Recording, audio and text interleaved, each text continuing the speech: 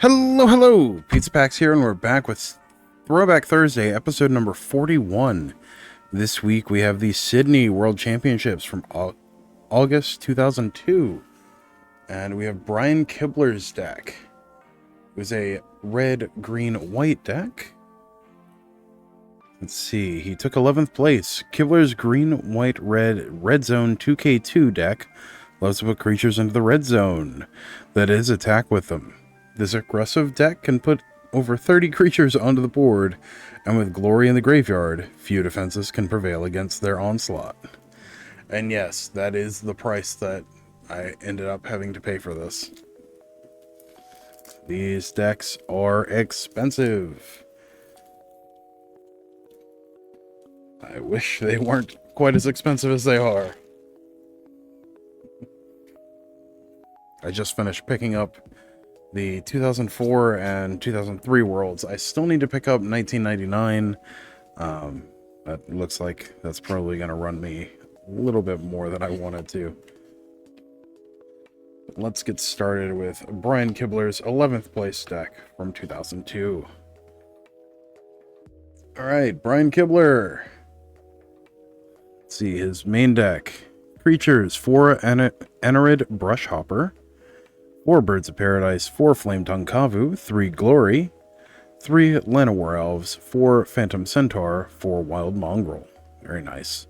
Non-creature spells, we have 4 Call of the Herd, 3 Fire and Ice, 3 Living Wish, and 2 Wax and Wane. For lands, we have 4 Brushland, 2 City of Brass, 7 Forests, 4 Carplusian Forests, 2 Mountains, and 3 Plains. And then in our sideboard, we have 1 City of Brass, 1 Genesis, 2 Global Ruin, 1 Glory, 1 Intrepid Hero, 1 Phantom Nishoba, 3 Reprisal, 2 Simoon, 1 Sylvan Safekeeper, 1 Thornscape Battle Mage, and 1 Thunderscape Battle Mage. Very nice. Of course, using the Living Wish package to its full advantage. Let's see. Our proxies. Collect all 4 World Championship decks. Relive the excitement of the 2002 World Championships with these 4 commemorative decks. Carlos Ramoa, World Champion. Ramoa's blue-black Psychotog deck was the defining deck of the tournament. A control deck at heart with its lots of card draw and counter magic. It wants to stall an opponent until it can play a devastating upheaval and a Psychotog on the same turn. Sam Han-Hao, quarterfinalist.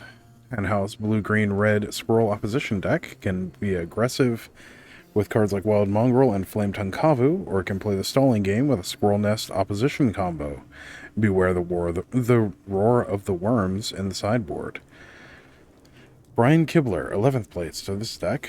Kibler's green, white, red zone 2K2 deck loves to put creatures into the red zone. That is, attack with them.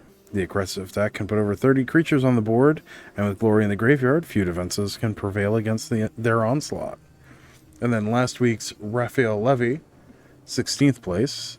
Levy's blue-green Le Wonder Goose deck features a ton of small green creatures like Nimble Mongoose and Werebear. Where careful study and mental note get to threshold, however, those small creatures quickly turn into a real threat, or into real monsters. Alright. So we got that.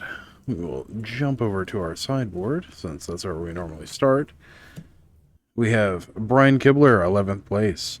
Pro Tour veteran Brian Kibler piloted his his green, white, red zone 2K2 deck to an impressive finish at this year's Worlds. The deck quickly tried to put its many creatures into the red zone, the attacking zone on the playmats used on the Pro Tour circuit. The 21-year-old Kibler attends Emory University in Atlanta, Georgia, and is part of the Mini Colony playtest group that designed the Red Zone 2K2 deck. Right. So let's take a look at our sideboard. We have City of Brass, that beautiful 7th edition art. Let's see if we can get that to focus a little better. There we go. Much better. That beautiful 7th edition art by Ron Wolotsky. It's a land that, whenever it becomes tapped, deals 1 damage to you. And then tap, add 1 mana of any color to your mana pool. Genesis. From Judgment. Art by Mark Zug. For 4 and a green, it's a 4/4 incarnation. At the beginning of your upkeep, if Genesis is in your graveyard, you may pay 2 and a green. If you do, return target creature card from your graveyard to your hand. Global Ruin from Invasion. Art by Greg Staples. 4 and a white sorcery. Each player chooses from the lands he or she controls a land of each basic land type, then sacrifices the rest. We have 2 Global Ruin.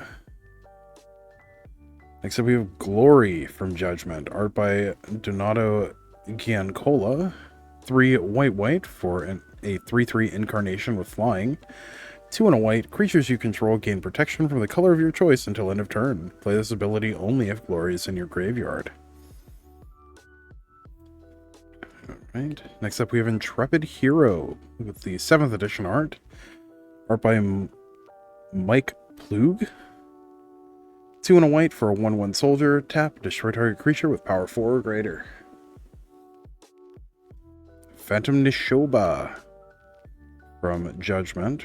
Art by Arnie Sweckel. 5 green white for a 0/0 Beast Spirit with Trample. It comes into play with 7 +1/+1 counters on it.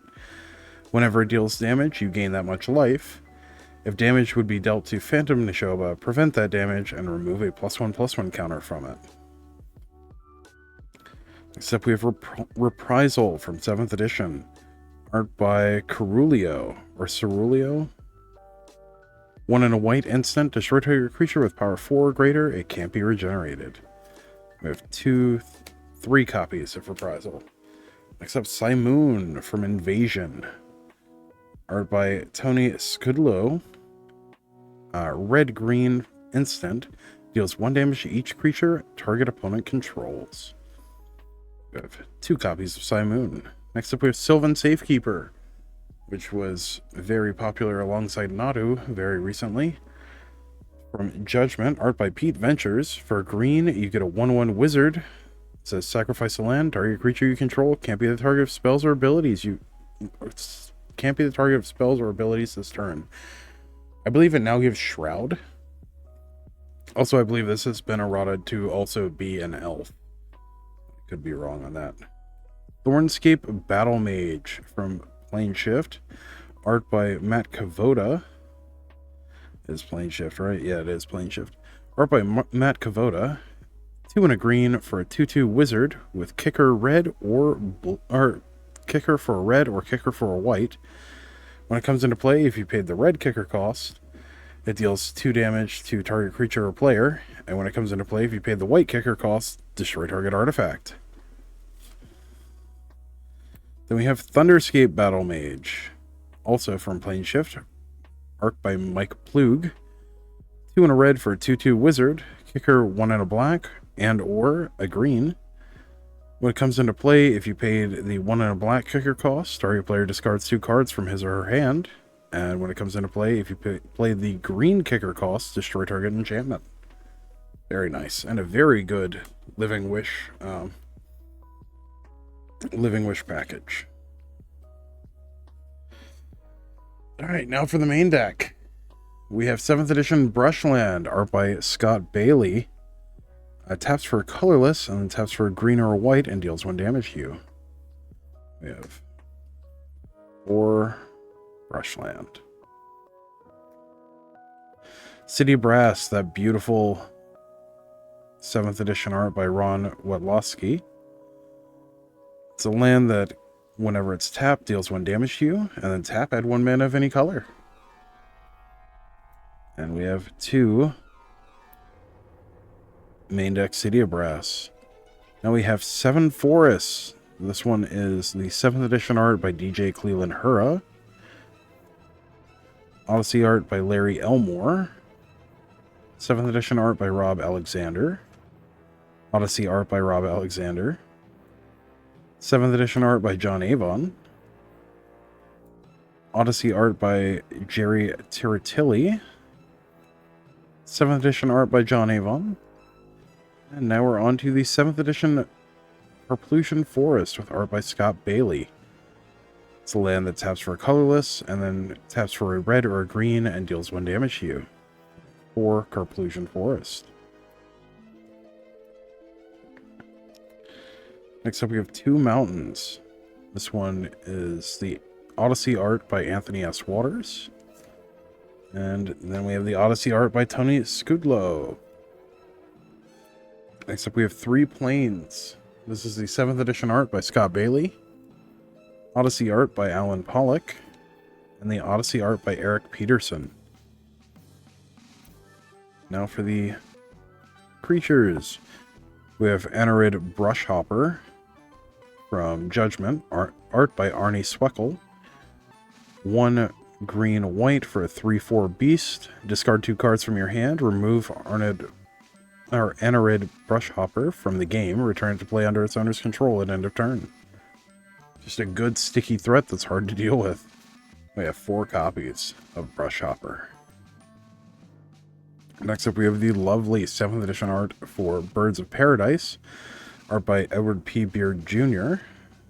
For a green, it's a 0/1 bird with flying, and tap, add 1 mana of any color to your mana pool. Classic card. It's been in since Alpha. We have 4 copies of Birds of Paradise. Next up, Flametongue Kavu from Planeshift. Art by Pete Ventures. 3 and a red for a 4/2 Kavu. When it comes into play, it deals 4 damage to target creature. Unfortunately, not optional. Back in my day, we had to destroy our own creatures sometimes. 4 copies of Flametongue Kavu. Next up, we have 3 copies of Glory from Judgment. Art by Donato Giancola. 3 white for a 3/3 Incarnation with flying. And then 2 and a white, creatures you control gain protection from your color, or from the color of your choice until end of turn. Play this ability only if Glory is in your graveyard. Still just absolutely fantastic. And we have 3 copies of Glory. Next up we have Llanowar Elves. This is 7th edition art by Jerry Tiratilli. For a green, you get a 1/1 elf, taps for a green. Also currently standard legal. We have 4 copies of Llanowar Elves. Or no, 3 copies of Llanowar Elves. Next up, Phantom Centaur from Judgment. Art by Carl Critchlow. 2 green for a 2/0 Centaur Spirit with protection from black. It comes into play with 3 +1/+1 counters on it. If damage would be dealt to Phantom Centaur, prevent that damage. Remove a +1/+1 counter from it. We have 4 copies of Phantom Centaur. Next up, Wild Mongrel from Odyssey. Absolute house in standard at this point. Art by Anthony S. Waters. 1 and a green for a 2/2 Hound. Discard a card from your hand. It gets +1/+1 and becomes the color of your choice until end of turn. Still played in just about every Madness strategy that runs green. And a absolute staple in premodern still. We have 4 copies of Wild Mongrel. Next up, Call of the Herd from Odyssey. This is actually modern legal because it was time shifted in Time Spiral. Art by Carl Critchlow. 2 and a green for a sorcery. Put a 3/3 green elephant creature token into play, and then flashback for 3 and a green. Doesn't seem like much, but this card has won a lot of games over the years. 4 copies. Next up we have Fire and Ice from Apocalypse.